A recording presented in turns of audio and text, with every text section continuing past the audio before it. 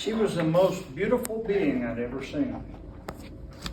And with her big, beautiful smile and her long, shiny Cherokee black hair and her wonderful doe eyes, she stole my heart.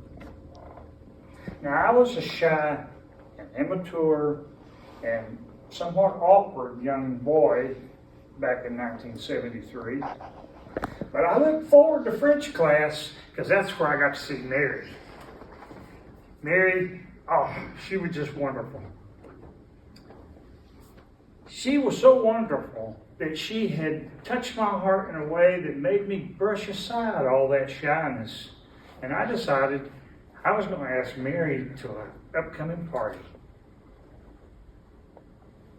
Boy, I tell you what, it takes a while to work up that nerve when you're shy. But I worked it up over a weekend. And by the Sunday night, I decided it's a done deal. I'm going to ask Mary to the party. So I get into class on Monday, and Mary doesn't come to class. I'll do it tomorrow. I awoke to the smell of bacon, biscuits, and coffee wafting out of the kitchen into my bedroom. I jumped out of bed and I start down the hall to go to breakfast. And on the radio, I can hear a song by a new artist, Olivia Newton-John. She was singing my favorite song, Let Me Be There. I love that song, and I love this day because today I was going to ask Mary to the party. I went around the corner from the hall, headed toward the kitchen, and I noticed my dad, as always, in his recliner reading the paper. And he said, "Do you know Mary Holbrook?" I stopped at the very sound of her name. She was my secret. How did he know her name? Had I revealed secrets in my sleep?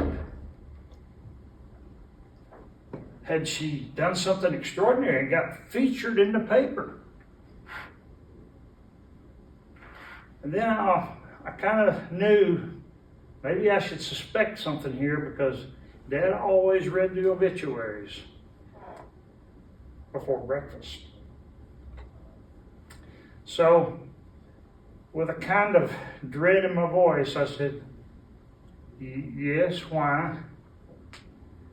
And in that surprised voice of a parent reading a child's obituary, my dad said, "She died." In my heart was a sudden storm that just broke loose. I don't know how I managed to stand there, but I pretended nothing was wrong. I don't remember much about how I got to the table, but I got there.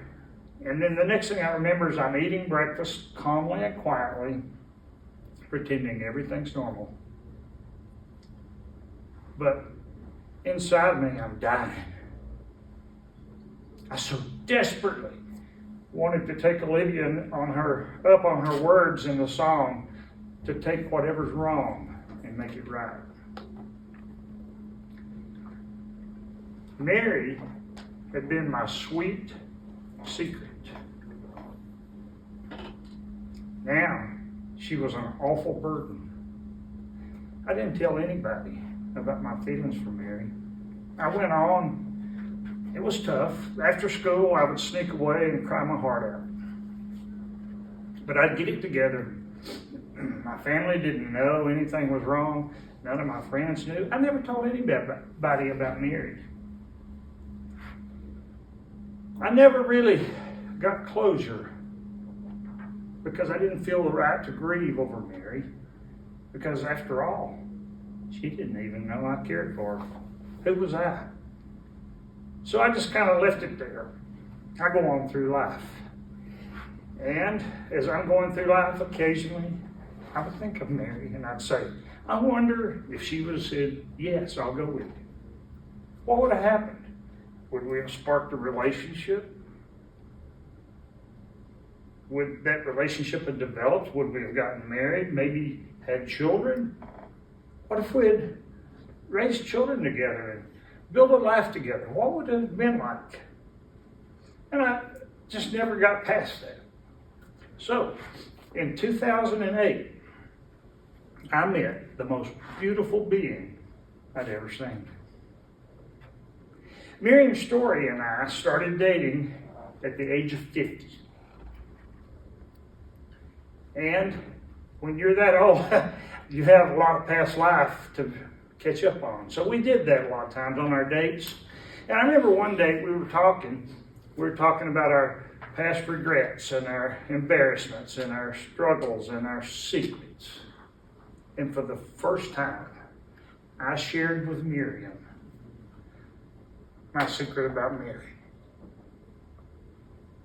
And she shared a secret of hers. I don't even remember what it was now, but towards the end of our date, Miriam, being that seasoned school counselor that she was and is, and I guess she's retired now, she said something very profound to me. She said, you know, we all have a past that we cannot change.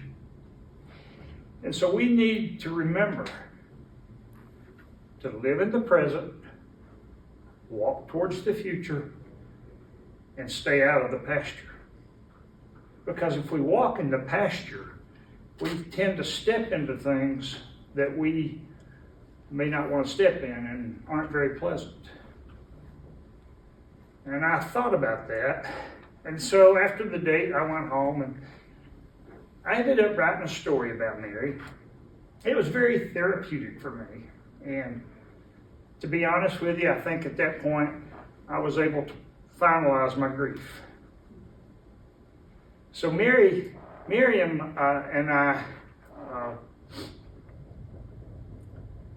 went on, and in 2011, Miriam's story joined her story with my story and became Mrs. Robinson.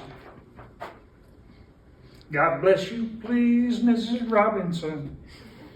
Heaven holds a place for those who pray.